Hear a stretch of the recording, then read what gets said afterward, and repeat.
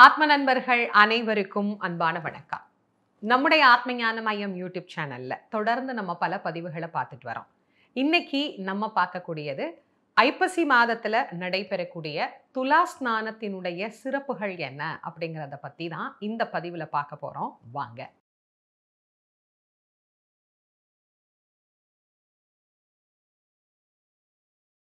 நம்முடைய யூடியூப் சேனல்ல நிறைய நல்ல விஷயங்களை தொடர்ந்து நாம சிந்தனை செய்து வருகிறோம்.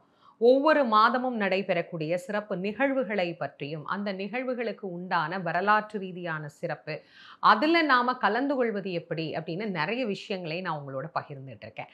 அந்த வகையில பல வருடங்களாக நான் உங்களுக்கு சொல்லிட்டு இருக்கிற ஒரு விஷயம் தான் துலா ஸ்நானம் அப்படின்னு சொல்லக்கூடிய ஒண்ணு. இது தஞ்சை மாவட்ட பகுதிகளில் இருக்கக்கூடியவர்களுக்கு ரொம்ப நன்றாக தெரிந்த ஒரு விஷயம். ஆனா பிற மாவட்டங்கள்ல இருக்கக்கூடிய பலருக்கும், பிற மாநிலங்கள்ல இருக்கக்கூடியவர்களுக்கும், வெளிநாட்டுல இருக்கக்கூடியவர்களுக்கும் துலா ஸ்நானம் அப்படின்னா என்ன அப்படின்னே தெரியாது. இப்போ உதாரணத்துக்கு சென்னையிலேயோ மதுரையிலேயோ இருக்கக்கூடியவர்களுக்கு துலா ஸ்நானமா அப்படின்னா என்ன அப்படின்னு கேட்பாங்க. ஏன்னா காவேரி கரை ஓரங்களில் வாழ்ந்த மக்கள் மட்டுமே அறிந்திருந்த ஒன்று துலா ஸ்நானம். இன்னைக்கு பார்த்தீங்கன்னா நிறையவே நமக்கு சமூக வலைத்தளங்கள் வளர்ந்துருச்சு. அதனால தெரியாத பல விஷயங்களும் உலகம் முழுவதும் தெரிவிக்கக்கூடிய ஒரு நல்ல வாய்ப்பாக இந்த ஊடகங்கள் நமக்கு பயன்பட்டு வருகிறது. அந்த வகையில் துலா ஸ்நானத்தை பற்றி பல வருடங்களாக நம்முடைய யூடியூப் சேனலில் உங்களுக்கு நான் பதிவு கொடுத்துட்டு தான் இருக்கேன். இந்த ஆண்டு ஐப்பசி மாதத்தினுடைய துவக்கத்திலேயே அது கொடுக்கணும்னு நான் நினச்சிருந்தேன். ஆனால் நிறைய பதிவுகள் இருந்தது. சஷ்டியினுடைய தொடர் பதிவுகள் நிறைய இருந்த காரணத்தினால உங்களுக்கு கொடுக்க முடியல. ஐப்பசி மாதம் துவங்கிய பிறகு சொன்னா கூட இன்னும் நமக்கு நாட்கள் இருக்கிறது, பயன்படுத்திக்கலாம் அப்படிங்கிறதுனால இப்போ இந்த பதிவை உங்களோட பகிர்ந்து கொள்கின்றேன். முதல்ல துலா ஸ்நானம்னா என்னன்னு தெரியாதவர்களுக்காக இந்த தகவலை சொல்லிடுறேன். நாம் நீராடி புண்ணியத்தை பெறுவதற்காக அநேகமான நதிகள் நமக்கு ஓடிக்கொண்டிருக்கிறது.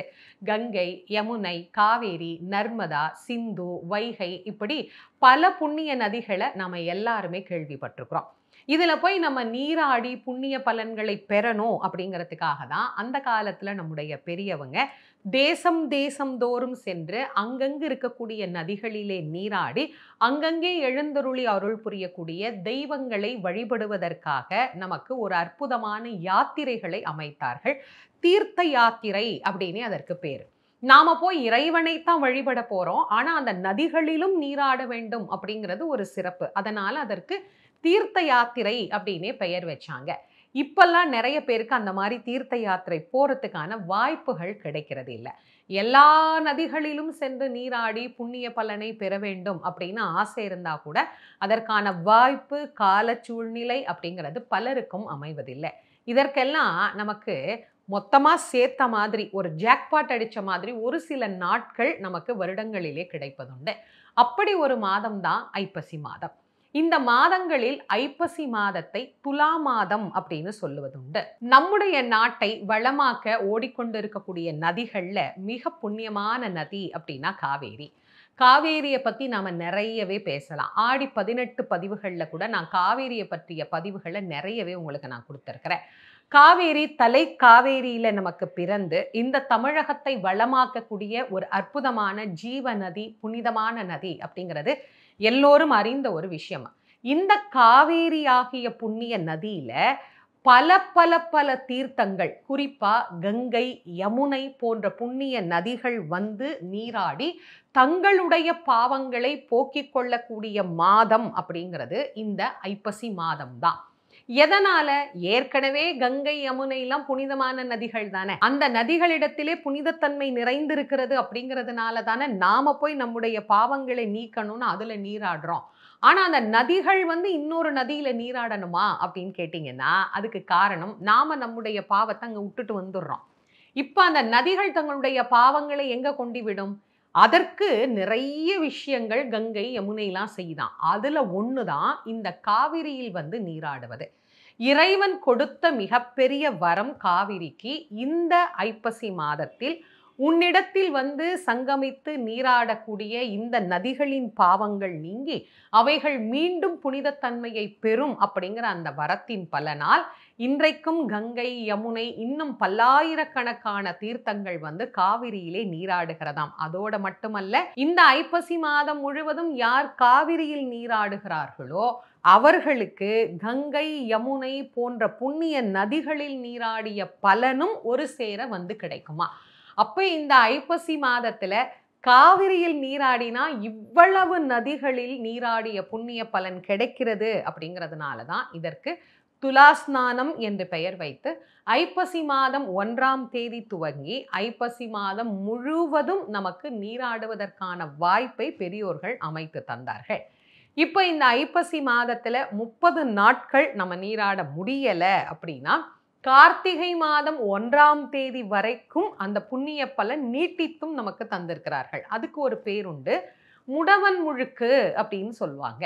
முடவன் முழுக்கு காது போய் குளிச்சிடணும்பா காவேரியில அப்படின்னு பேச்சு வழக்கிலேயும் இன்றைக்கும் அதை பயன்படுத்துகின்ற நடைமுறையாடல் அப்படிங்கிறது உண்டு. அது என்ன முடவன் முழுக்கு? இப்போ காவேரியில நீராடணும்னு நம்ம நினைச்சோம்னா ஒரு காரையோ பஸ்ஸையோ பிடிச்சு காவேரி எங்க ஓடுதோ, நம்ம ஊர்ல இல்லைன்னா கூட எங்க ஓடுதோ அங்க போய் நீராடிட்டு வந்துடலாம். அந்த காலத்துல இந்த மாதிரி வாகன வசதிகள்லாம் இல்லை பாத்தீங்களா. அப்ப என்ன, மக்கள் நடந்து தான் போவாங்க. அப்படி நடந்து போற போது கொஞ்சம் கால் சரியில்லாத ஒருத்தர் என்ன பண்றாரு, மெதுவா நடந்து போறாராம் காவிரியை நோக்கி.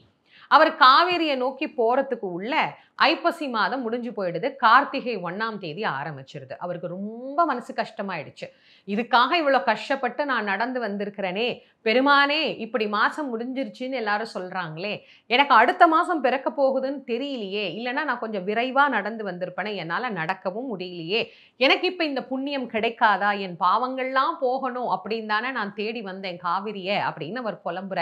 சிவபெருமான் எவ்வளோ பெரிய கருணை கடல். அவர் என்ன பண்ணாரு, கவலைப்படாதப்பா, இந்த ஐப்பசி மாதம் நீராடினால் என்ன பலன் வருமோ அதே பலனை கார்த்திகை 1ஆம் தேதி அன்று நீராடக்கூடிய உனக்கும் இனி வரக்கூடிய உலக மக்களுக்கும் நான் வழங்குகிறேன் அப்படின்னு சொல்லி என்ன பண்ணாராம், ஒரு நாள் நீட்டித்து தந்தாராமா.